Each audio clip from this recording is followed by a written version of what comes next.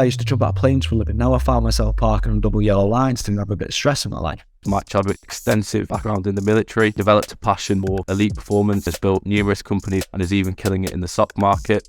I mainly coach elite athletes. I had to bring some money into the family. You turn up and you do your job, don't question it. And fell in love with the process. Discipline takes you places the motivation cannot. I wanted to be the best coach in the world, so I had to sacrifice. I can't say that on the air, but some crazy wild times. You put effort now and you have success later. If we're going to do this, we're going to do it properly, and it has to be the best. It has to be number one. You've got to go for it. And that's how I revolutionized training. I did it for individualizing training. It comes down to effort and sacrifice. Everyone's got time. It's about prioritizing. I put a load of science into it. Sold 103 minutes. I had no intention of selling socks. If Mike Chadwick was going to start from scratch again, what would you do? I don't know, but I do know I'd be successful in it. And then we ended up in the top 1% on Shopify for return buyers, the fastest growing sock company in the country. Coaching, 100%. My athletes come first. You're either working in it or you're working on it. And you've got no intentions of being the best in your demographic. And what's the point? The reward is representative of effort. You want to grow a business, you're going to have to get stressed. Every aspect of what I grow, I want that socks, tech, coaching. I want to dominate in those areas. Thank you everyone for joining us for another episode of the CEO Journey podcast where we talk about all things business and entrepreneurship. Today, I have a very, very special guest on the podcast, a guest who is a bit different from the usual guests we have on the pod. He has had an extensive background in the military, joined at a very, very young age, was thrown right into the deep end. He developed a passion whilst in the army for elite performance, human performance, and was able to turn that passion into a company and has built numerous companies from them, including a tech company, an artificial intelligence company, and is even killing it in the stock market. So it is my pleasure to introduce Mike Chadwick to the podcast. Mike, how are you doing? How's life treating you, man? All good, mate. Thank you very much. Some very kind words there. I appreciate that, mate. No worries, man. Well, to get straight into it then, I know that you're very well known in your niche for transforming a very archaic industry. But for people out there who might not know you, could you just briefly introduce yourself, what you're about, what you're currently doing? Yeah, so I'm Mike Chadwick, former soldier, served in the Paratrooper Regiment, Special Forces Support Group, the Royal Army Physical Training Corps. Subsequently left the regulars to transition over to the reserves and to take up full-time coaching. Since then, I've became a little bit of an entrepreneur. Started a sock business, as you said there. I still find that a little bit weird that I say that I sell socks, but it's a crazy market and it's just blown up. Somehow I now own a tech company where the artificial intelligence and my intellectual property sits inside. That's now, I own a top 100 fitness app, which is all utilised through artificial intelligence, teamed up with an elite sports coaching technology company, and we just tore it apart on there. So and yeah, that's what I do now. So I mainly coach elite athletes, and they could be from the UFC or from international special forces, but that's where my passion lies, mate.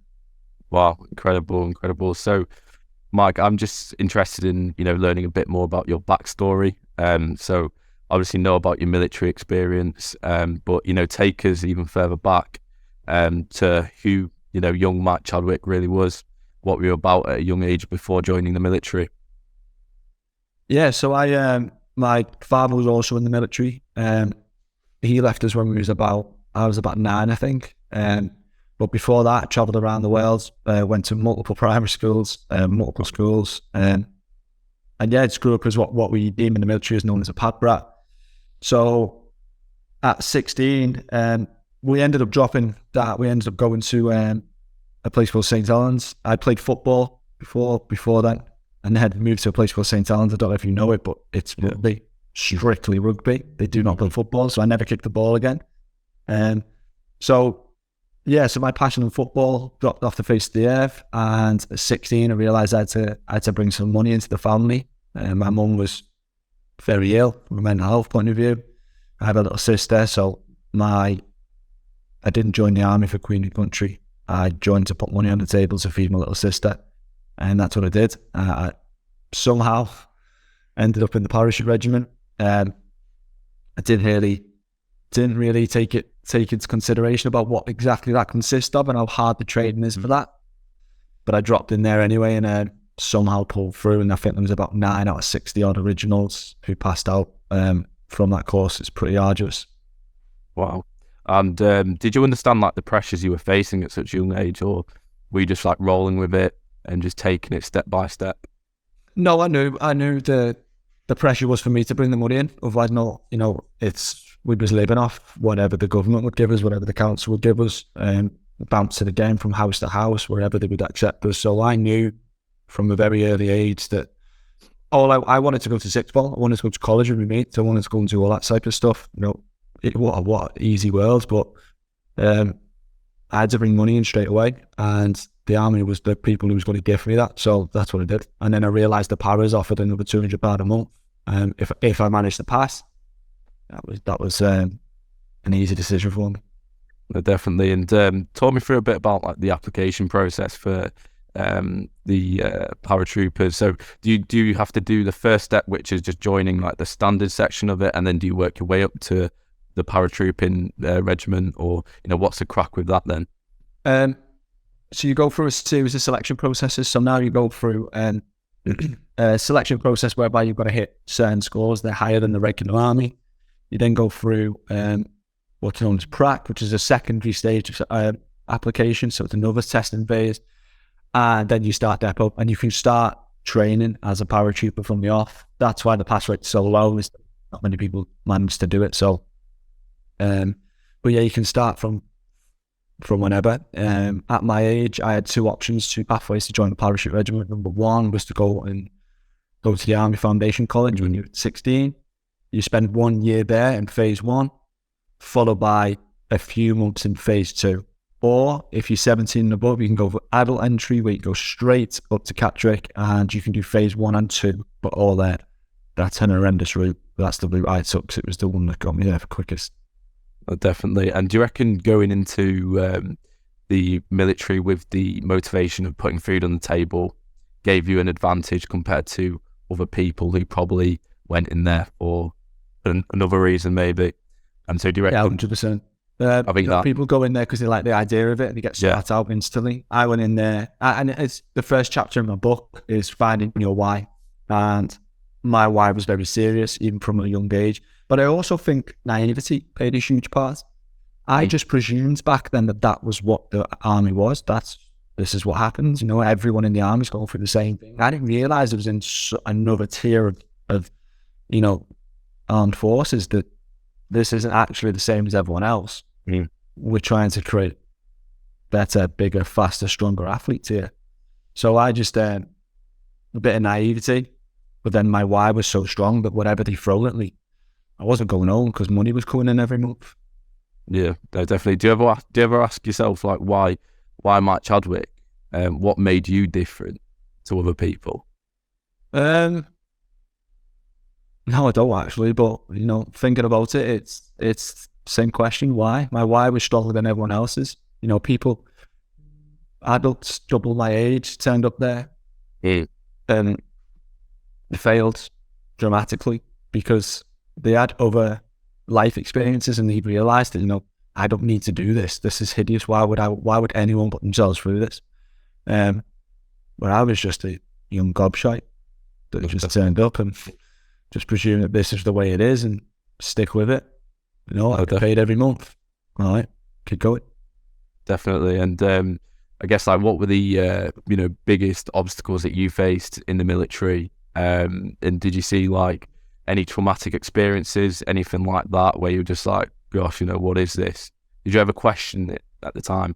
No, I never questioned anything. I was a professional. I did my job. I've been on tour, been on ops. You turn up and you do your job. Don't question it. That's part and parcel of what we do. I didn't realise the severity of where I was until I was in, and realised that what I just went and achieved when I passed and became a paratrooper was pretty significant. It was should be very proud of that. Everyone who goes through that system should be very proud. And that's where it transitioned into, becoming a little bit proud about where I am and where I want to be. And it wasn't just about bringing the money in. I was very, very proud to be a British paratrooper. I was very, very proud to be in the British Army. And whatever they gave me, I would do my job to the highest level I possibly could. No, definitely. And whilst in the military, did you have the mindset of just purely progressing through the military, or did you want more? did you know that you were destined to do something else other than, work your way up the ranks in a sense? Not really. I fell into pretty much everything I've ever done in the army through misfortune, through mishaps, through sometimes poor management. All I wanted to do was be a better soldier, and I wanted to be the best soldier I possibly could. I then, through poor admin, fell into a physical training instructor course, so I became a PTI. I was quite ill at one point as well, so I basically got given whatever I wanted from a course point of view. Chose the PTI course because everyone in the paras is really fit. So to get on a PTI course to stand up above be fitter than the fittest is quite difficult. So I got that through poor admin, and then I wanted to go down a different pathway. Ended up getting sent up to Chadwick, so back to where I did a few years before, and as a physical training instructor, and fell in love with the process, fell in love with coaching, and put myself on a full-time degree. And I realized straight away that I wasn't going to be able to continue my soldiering as such whilst I was there as a PTI, so I would almost stay still. Right, okay. So I thought, rather than stay still, I'm going to go and educate myself.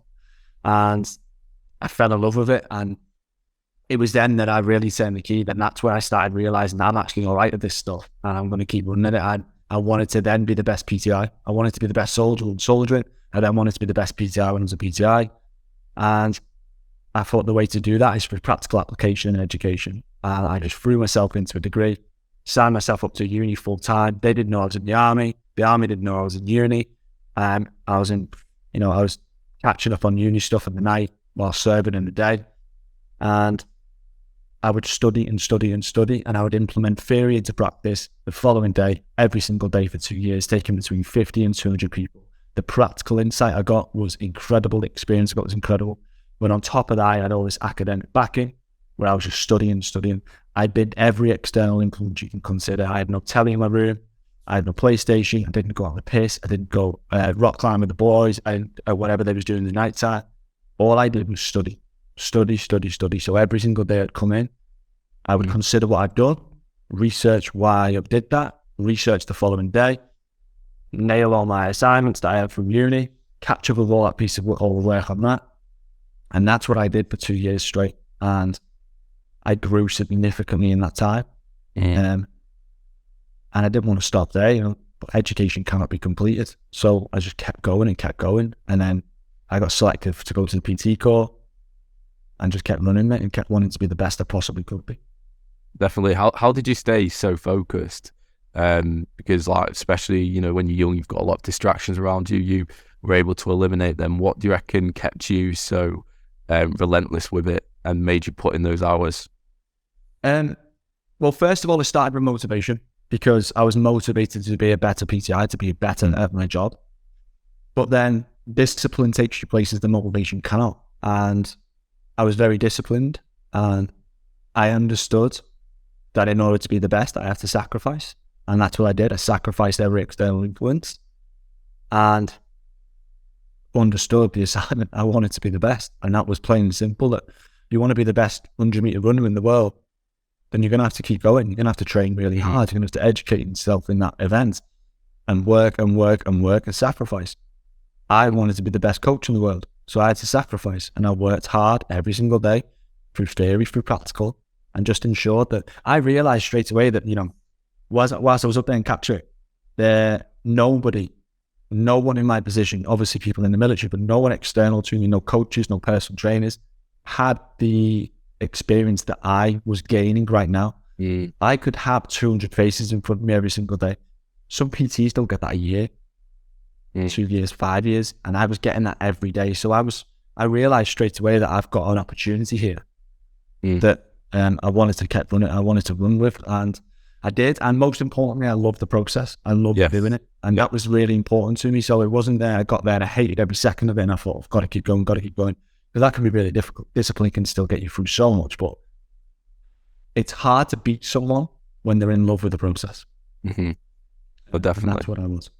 But definitely. Do you look back at it, because obviously you're in the position you're in now, and do you look back at the time where you were completely in love with the process, you were building, Do you think like those were the days? I absolutely love those days. Do you ever regret anything?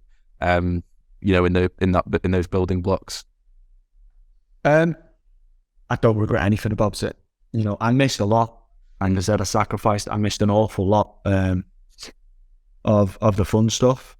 I can remember back when I was about 22, 23, and I can remember buying my first house, and I had no money because I put everything into the house. The way I got the house as well was I bluffed the system in the military and got one. And that's, can't say that on air, but I can't go into that. But basically, I pulled money from all sorts of places.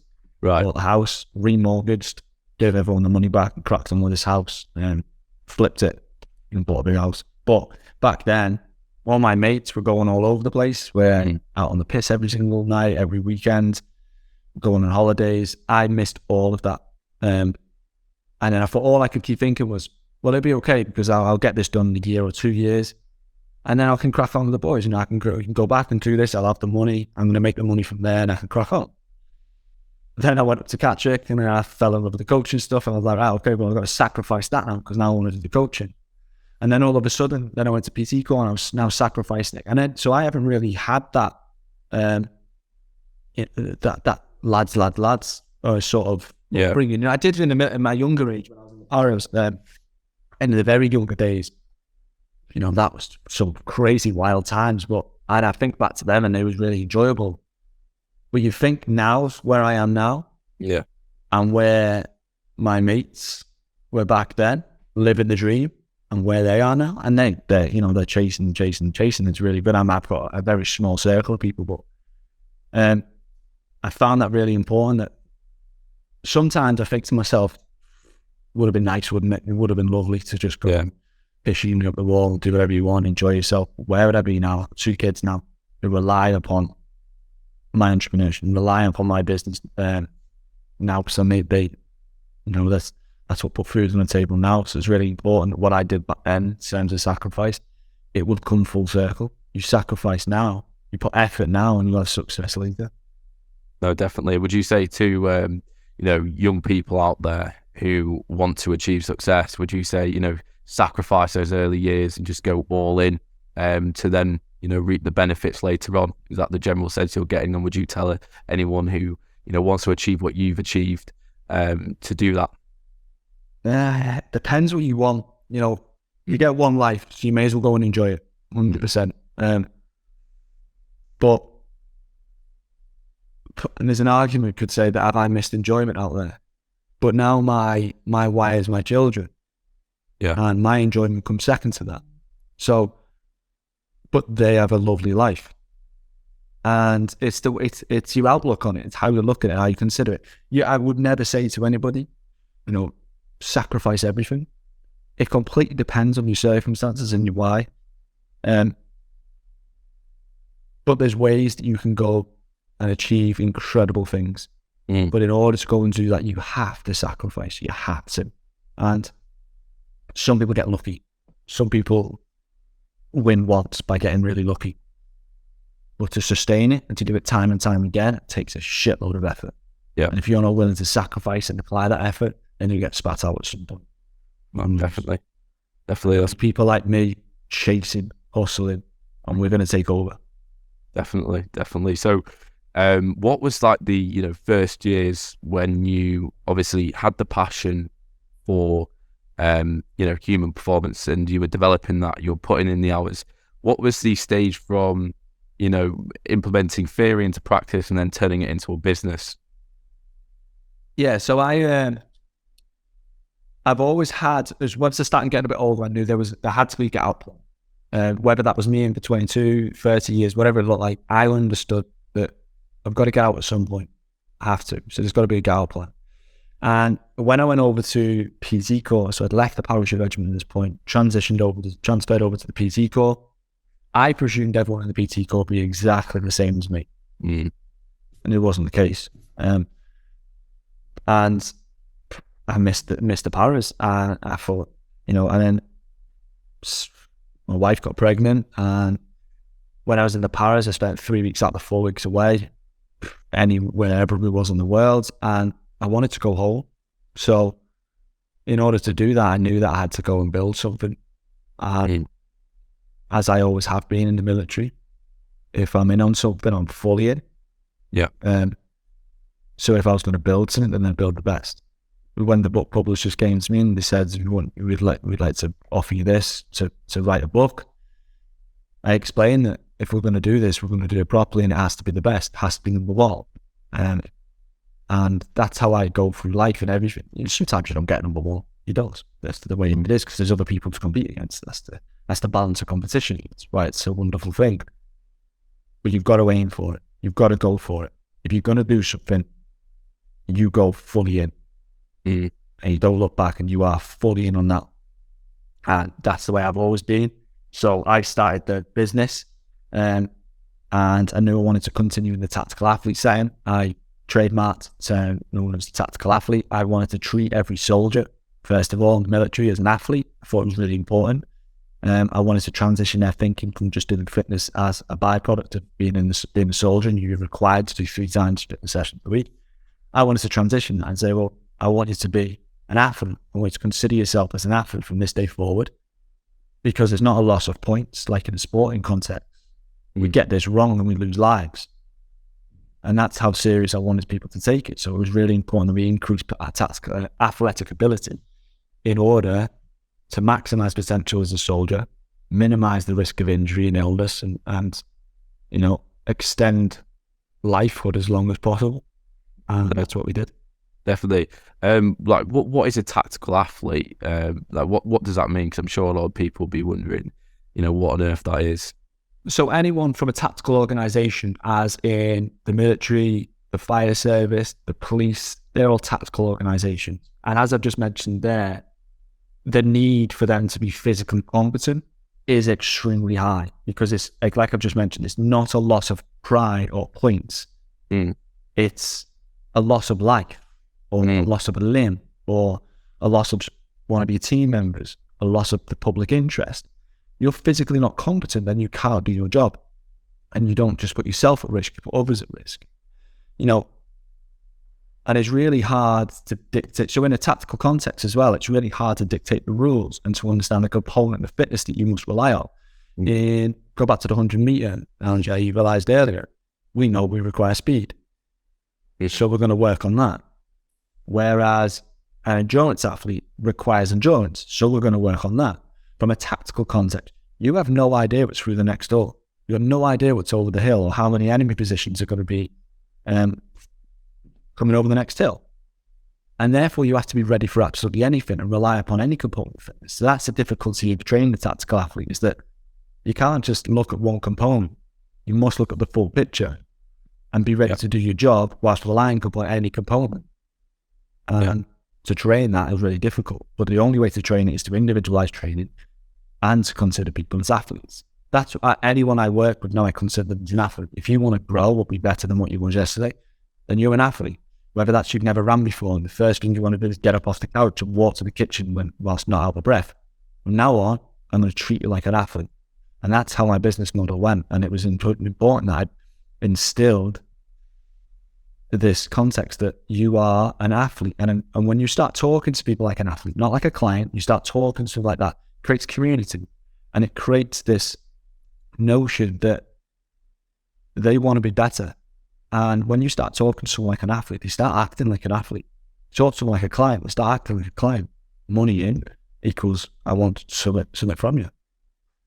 But athletes start buying into the process and start working their asses off to ensure that they become an athlete. And that's what I wanted to transition the military's mindset into. That's now extended into like the police, the fire service, first responders, anti-poachers, etc. But it started as that.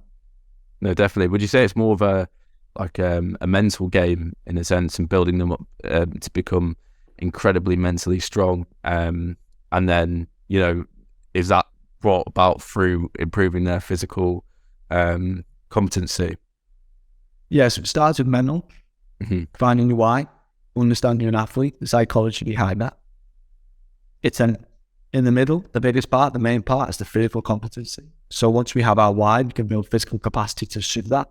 And it ends in willpower. Psychology, again, is a small part at the end, but how much willpower we rely on depends on how physical content you are with it. No, definitely. And I know that you made some pretty transformational moves in the military industry as a whole. So if you could just talk a bit about that and what you were able to implement to really improve it. So I created quite a few programs in the military, and one of the ones that I got the most notice for, the awards, most notable award was the GOC Commendation, announced alongside the late Queen's Birthday Honours List in 2019. And that was through all the citations that I was awarded, all quoted that I revolutionized the way that our soldiers train today. Hence why my book's called The Red On Revolution. The red on's a different side. Revolution comes from that. There is all inside the citations. And I didn't really revolutionize training. What I did was just bring sporting context into military, tactical athletic ability. Right. And I tried treating people like tactical athletes, and that's how I revolutionized training. I did it for individualizing training in regards to I understood people, their ability, and I created programs in order to meet the commander's intent or their aim. And it was really, really successful. I tripled the parachute regiment pass rate, and I had 100% pass rates across tests in pretty much every camp I went to. And I was traveling around the country and upskilling every other PTI on my findings, on my research, and how we're going to move forward in creating these tactical athletes. Well, that's amazing. And how have you been able to grow this business, and what point is it at now? So the business, since leaving the military, my businesses have been growing and growing. It comes down to effort and sacrifice again. Unfortunately, if those are listening, they wanted the secret sauce that it didn't involve effort. It comes down to utmost effort in every area, and a lot of it's learning, and a lot of it's being reactive. In the military, I was very proactive. Right. Outside, moving into a business setting, something I'd never done before. My degree's in coaching from a physical development standpoint, it's not in business. I've got no qualifications in business. So it was a very steep learning curve, and it's about being dynamic and going with that and understanding that I'm a fond believer of staying in your lane, even from a fitness perspective. I'm qualified in nutrition, but I'm not the best in the country.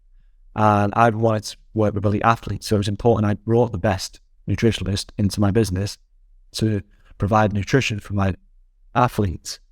And same in business. If you're asking me to do the books on accountancy, then we're all in big trouble. So it's really important I brought someone to do that. And again, it's about staying in my lane and understanding what I'm really good at, which is coaching.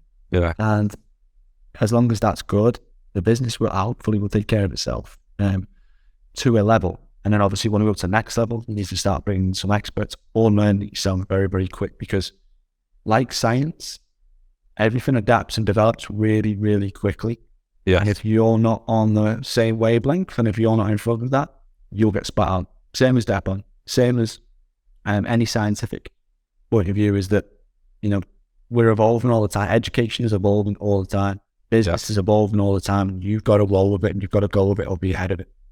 No, definitely. I mean, it's interesting because, I've interviewed a lot of entrepreneurs before who have had military backgrounds, maybe not as extensive as yourself.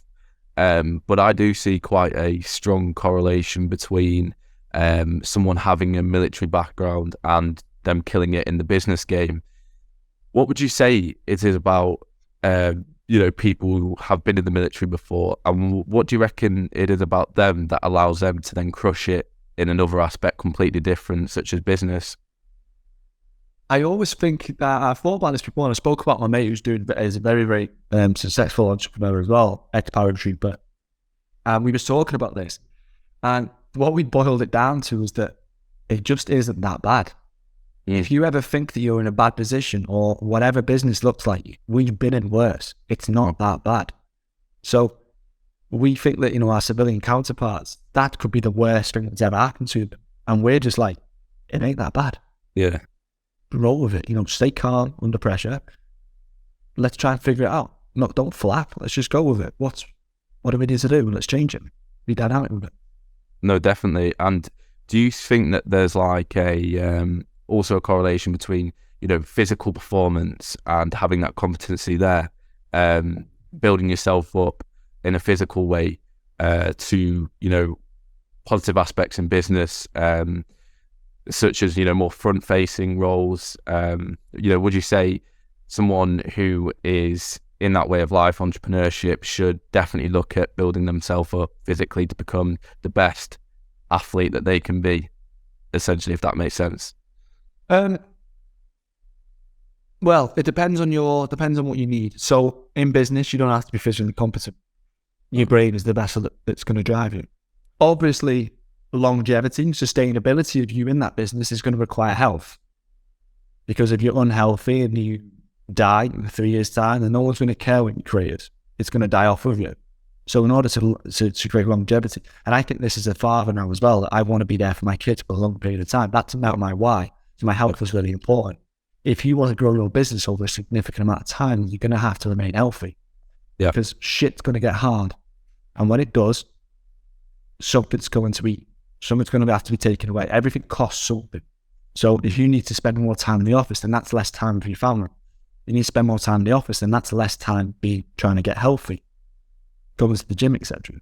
So if you can get those things done early, so that when things do go south, which they always will, you've at least got a foundation to rely upon. So you're always going to stay healthy in that moment. No, definitely. Are you a no excuse type of guy? And if you are, what would you say to people out there who say, look, I live a very, very busy life. I don't know how I can fit in trading into my routine. What would you say to those people out there thinking that? There's always time. My dissertation actually was about time, and the conclusion, there's a lot of shit. Everyone's got time. It's about prioritizing, and you prioritize things. Mm. And if health isn't at the top, then you're doing something wrong. Yeah. But if you prioritize your health, you prioritize your life, then you have to go and train. Yeah. That's the hidden cost of winning. Effort. It's people don't apply effort. We forget that. We neglect it so often. So I wouldn't say I'm a no excuses kind of guy, because I do. Some people life does get in the way, especially as a father and as a businessman. Life gets in the way all the time. But there's always time and space in your calendar, in your life, to remain healthy. And it's so important, because if you want to live for a really long time, you want to see your kids grow up, and you want to utilize that money that you're making in the business, then you got to stay healthy. Otherwise, it's going to account for nothing. No, definitely. Another interesting topic. Talk to me a bit about the Subgame and what you're doing in that space, because to me it's quite unconventional. But you're obviously doing something right there. So yeah, just talk to us a bit about that. Yeah, so from a physical development standpoint, whenever I prescribe training, the need drives the movement. And so from the socks was from a similar output in regards to, I was creating these monsters. My biggest demographic is guys wanting to go on special forces selection. An extremely arduous course where you have to be very physically competent in order to pass. And I was creating these absolute machines, fit as anything. And then I had a couple of messages where it was like blisters were letting them down. I was like, are we really in this position where we're creating these absolute machines, these monsters, and a blister's going to drop them? And I was thinking, surely there's something we can do. And that was how it's created. The sock game is created from that. And I thought, what I'll do is, socks are one of those things that businesses often try and squeeze an extra tenner out of you. And you go in to buy a t-shirt, a knife, and right at the end of the till it goes, would you like these to me for a tenner? I could do with a pair of socks. There's no thought or process into it. It's just squeeze an extra tenner out of it. And I thought there's something that we often neglect. And from a soldier's point of view, is that if your feet go down, then everything else is irrelevant. Your soldiering ability, your tactical and technical side of life, your physical, your psychological side of life. If you can't move on your feet, you're nothing. You're no good to anybody. So one of our most important things that we must do is keep our feet healthy. So I thought, well, I'm going to run at this. Like I said earlier, if I'm going to do something, I'm all in. And started designing socks. And obviously I spent a fair bit of time on my feet, a fair bit of time in boots over some of the most shittest terrain in the world, in the shittest circumstances, in the worst climates, from cold to hot. So I knew a little bit about what we needed. And then it was about designing, creating. Design some, set them back, design more, used them, trialed them, and got them to a position. I was like, okay, these are decent. There was support in the right places. There was comfort in the right places. No moisture could sit in the socks. It was released in the right places. There was a targeted compression around the Achilles to increase elastic energy. I put a load of science into it. And I put a picture up one day of me in them, and everyone started getting a message on Instagram saying, where can I get these? These are cool. And I was like, oh, do you know what? Let me trial it. And I thought, I bought 50, paid a lot of money for 50 pairs of socks. With that amount of energy and science into it, it cost me a lot to get these done. So it was expensive. So I had to sell them for an expensive. And I put them on, and I sold like 50 in a few minutes.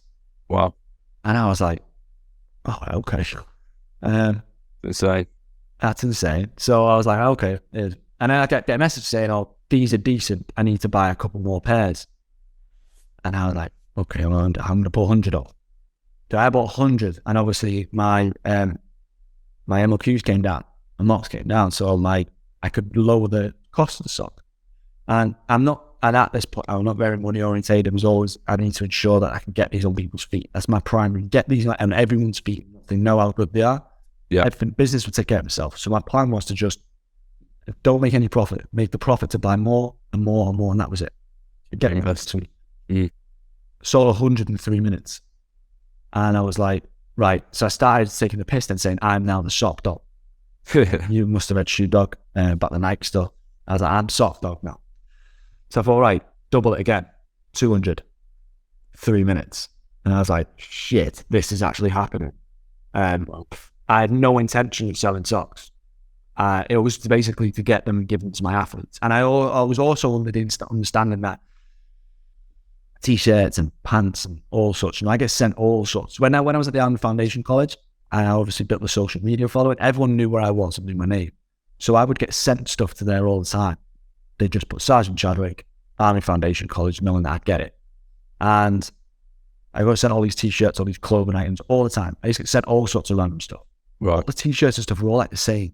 All exactly the same company, different logo. And I was like, that's such a saturated market for me to go in. Most PTs, what they do is they start making decent money, and in order to start getting more money in, as in, I need to spend a bit more to buy the taxman and take it off them, they go into stuff like, they'll sell a t-shirt, they'll sell something, resist band bottles, whatever it is. And so at the same time, I was, well, I'm not going into that saturated market still. Again, I would have went in it and ran at it wholeheartedly and made the best t-shirt you've ever seen in your life, but it would just be, it's such a saturated market, there's been no point in that. So the socks was just to give to my athletes with a little bit of a logo on it that no one would compete with me. Right. And so anyway, sold these 203 minutes. Excuse me. I thought, right, I'm in now. And again, took all the research back from them and then just kept growing and growing and growing. And then we ended up in the top 1% on Shopify for return buyers. So anyone who came and bought a pair of red-on socks pretty much had a 100% chance of coming back and buying another pair because it was good. And at the end of the day, it's a pair of socks. How do you market socks? How do you possibly, how do you run at something with structure that we take for granted all the time? The way that we came up with it was like the most arduous course in the British military. P Company, Commando course, most definitely the Hill Space UK as our selection. And I was like, right, if I can guarantee you won't get a blister on P Company, or they're just as good wet as they are dry on the Commando course, would you take that? What would you pay for that? What would you pay for not ensuring you never get a blister? And I was like, that's the market. That's where we are. That's exactly what we do. So now we've sold 10,000 pairs of socks. I haven't had a single complaint of a blister yet. And these are now everywhere. Everyone in the military are wearing them, and it's because they're so good, because I've applied so much effort into it, and I've ensured that something we often take for granted, that I've just put everything I know into them, and it blew up, and it continues to grow and grow and grow. I did a podcast with James Smith, who has the socks, about 6 weeks ago, and he was talking about the socks and how good they were, and he completely cleared me out. So quit that. And so again, a fault business, I didn't have the knowledge that was going to happen, and sold me out completely. So now I've probably missed out on so many sales because we've got like minimal amounts of stock left. Right. Trying to get it back in and going again, but it's like I didn't account for that.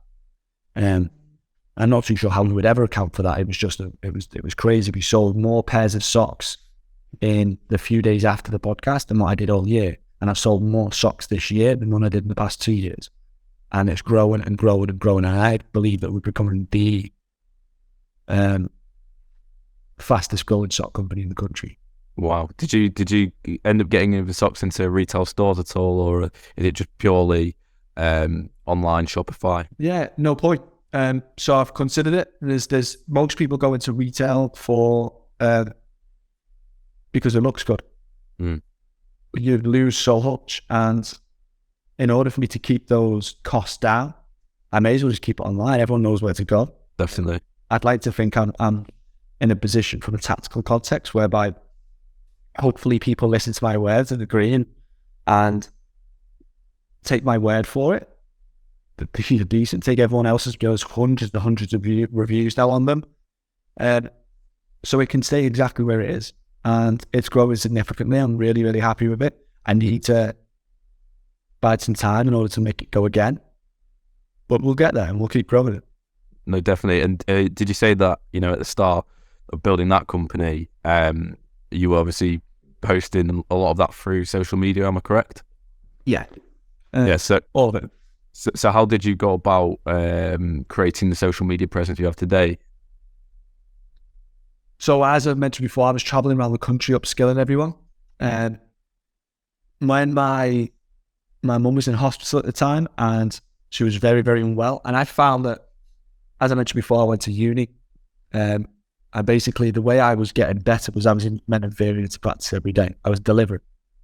And when my mum got really ill, I had to go home and look after the sister. I spent most of my day while she was at school, sat by the side of the bed. And I felt like I was missing out on delivering, so education. So I started studying, as I normally did, teaching via social media. So that's the way I was doing it. I was delivering on a post. And it just got bigger and bigger and bigger, and it just kept going. And I've just ran with it ever since. I'm trying to think that, I've never done a scheduled post. It's just literally off the cusp. I'm thinking about this. Let's run with it. And I post that.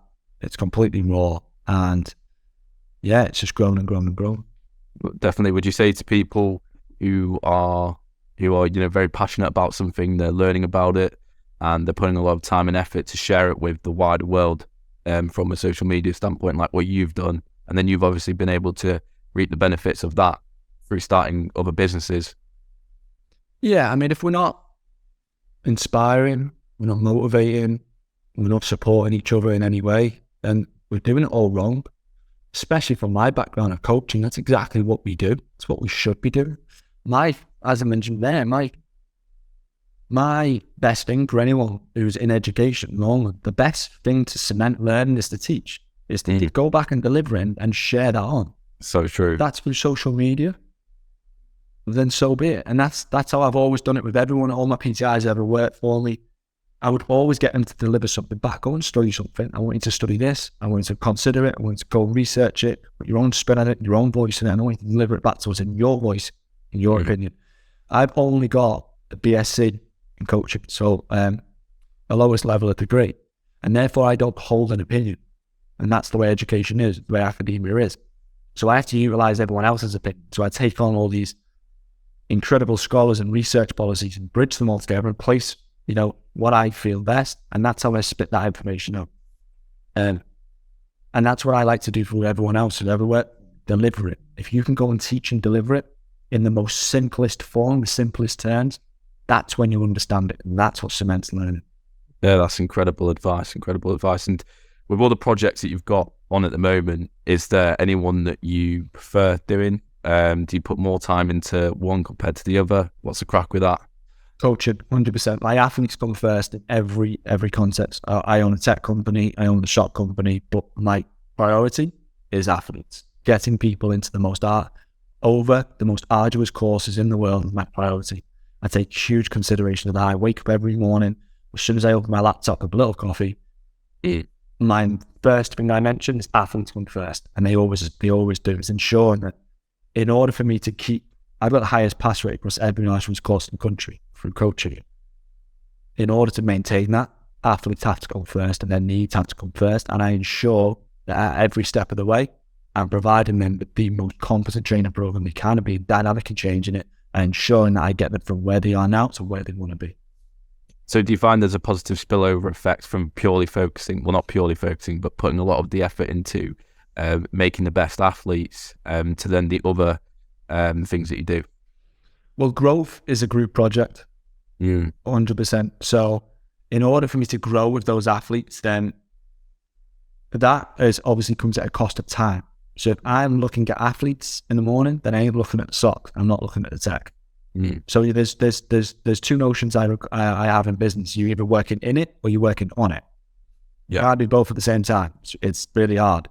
So in the morning, every single morning, I'm working in the business. I'm concentrating on athletes. I'm writing programs, I'm redesigning, redeveloping, just talking to people, reflecting on what they've done, where they're going to go, providing data analysis on people about who they are right now, who they used to be, and exactly who they will be when they come to their competition.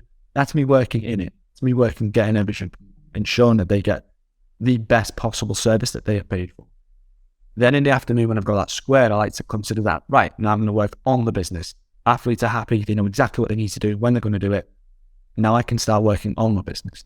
Whether that's posting on Instagram, whether that's getting the girls to update me on the itinerary, going through the tech stuff and going through answers and questions on that and ensuring that our tech is still at the best.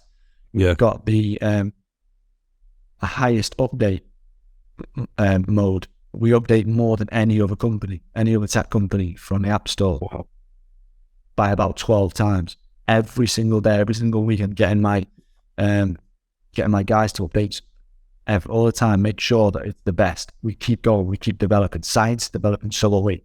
And it's really important that we keep running with that. That's incredible. And a question that I've been wanting to ask you throughout this podcast is, do you ever fear being comfortable in life as a whole? I dream of being comfortable, mate. I don't fear it, I dream it. So that, again, takes time, takes effort. And I'll be honest with you, when I feel it, I'll hate it. Yeah. Because I've never been comfortable. Well, listen, I used to jump out of planes for a living. I used to have the fear of life, and I used to do some crazy stuff with my best mates, and now I don't do any of that. This is easy. This is safe. No one's trying to shoot. No one's going to come through that and try and hurt me. I'm safe. I'm in a lovely place, and so this is comfortable. It's not because I'm at the high end of business now where the stakes are so high and they get higher. The further you go in business, they get higher and it takes more stress. There's less comfort. But I embrace it. And I almost want less comfort in my life. Like I said, I used to jump out of planes for a living. Now I found myself parking on double yellow lines to have a bit of stress in my life. That's as far as it goes now, So this is comfortable. And there's a lot at stake. So it's not, it's difficult in that, but this ain't stressful, mate. And as I mentioned before, how bad is it? It ain't that bad. So, given what you said then, would you say that hardship and putting yourself through extreme circumstances is a process of building a better person, in the sense to kill in aspects of life? Same as how we grow muscle through overload.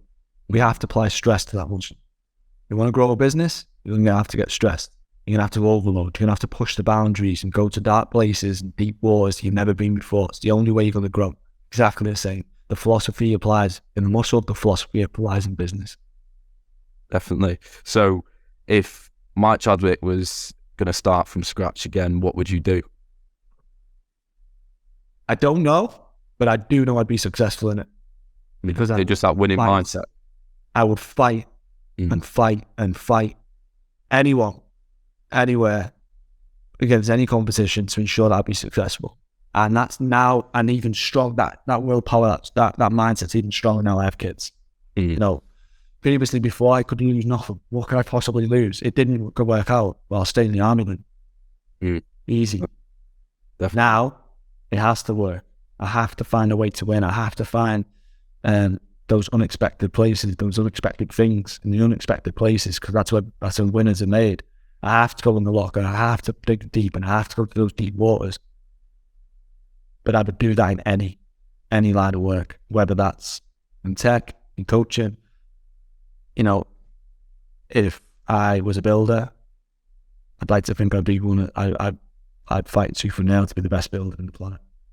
So it's all about becoming the best possible form of yourself in the thing that you're in. Because a lot of people, I think, try and become good at a lot of things, but they don't have the focus to become the best at one thing. But what's the point? If your training doesn't transfer into optimal performance, then what's the point in training? If you're starting a business and you've got no intentions of being the best in your demographic, then what's the point? Yeah, exactly. There's no point. That's the balance of competition again. It's going in there and showing you the best, number one. That's what I say to all my athletes now. Exactly the same. We ain't turning up to be the numbers. I'm not there we're not coming this far to just come this far. We're there to win. I will do absolutely anything to ensure that you win. And if you don't bring that mindset with you as well, then we ain't going to get on. Then I'm no good for you. I'm not the coach for you. But if you both agree that we're in this to go and be the best possible versions of ourselves we can, then we're going to be all right. We'll go there to win, not to make the numbers up. 100%. And I think a question to wrap up this podcast on, where do you see yourself in the next 5 years, or do you even think in that long-term perspective? It's something I do need to think about. I've realised very quickly that you consider every single, every businessman and woman out there, they've all got these 2-year, 3-year, 5-year plans. I don't think I'm at that stage where I've been doing that, and it's something I do need to go and do. That's something I've learned very recently, that I need to ensure I've got those plans. But I think that in 5 years' time, it's not so much where I'm going to be in business, but where I'm going to be in life. I want to have a little bit more freedom. One of the things I want in life is freedom. I want more time with my little girl and my little boy. And the only way you can do that whilst growing at the same time is obviously I need help. I need to trust people. I need to bring people into the business and grow it that way. And that's what I would love to do. I would love to have a little bit more freedom in my life. Not completely, because I don't want to, there's loads of people out there that say I want to grow it until I don't have to run the business anymore. Those people who grow it to that level will all have the same mindset as me. Once you've got that freedom, you've got nothing else to do, the business is just growing, you gotta go and look for something else. And that's I know that'll be me, but that's what I would like. I'd like a little bit more time for myself. Definitely. And sorry, just a very final question though, Matt, from that. Freedom's obviously the goal. But do you reckon when you achieve freedom, you're going to be like, what next? 100%. The reward is representative of effort. And once you get that reward, the final chapter in my book actually is called Now What? And I asked every single athlete that I brought onto the book, from the world's strongest man to UFC top 10 fighters to, 7-figure businessmen. And I asked the same question. A special force operator is like, it's the same question. Now what? What are you going to do when you win? And every single one of them used the word dominant somewhere in the sentence. And I feel that's the same way as me. I want to dominate. And when I win, winning once is cool, it's great, isn't it? It feels good. You stumble across it, but winning time and time again, now that's fucking cool. Now that's good. That's where we want to be. I want to have sustainability at the top. I want to ensure that I dominate in every aspect of what I grow, whether that's socks, tech, coaching. I want to dominate in those areas. So winning for me is everything, and I want to ensure that I can continuously do that. So when I find that reward, whatever that looks like, I'll be on to the next. No, definitely. Well, Mike, I think that's an absolute, great place to end the podcast on. A really interesting episode. Love learning about, you as a person, what your mentality is about, and obviously what you're doing to achieve greatness. So I thank you so much for hopping on the podcast. I know you're a busy man, so I appreciate you giving up your time. And I'll plug, your social media in the description. Plug your book as well. I know you've got an audio book that people can listen to. I'm sure it'll be a great place for people to learn from a different perspective. And have you got any last words for the viewers, Mike? Anything you'd like to say? No, I'm happy, mate. Thank you very much for your time. Thanks for having me on. No, perfect. Right. Well, to all the viewers out there, link to our Discord in the description below, and make sure to stay tuned for the next episode.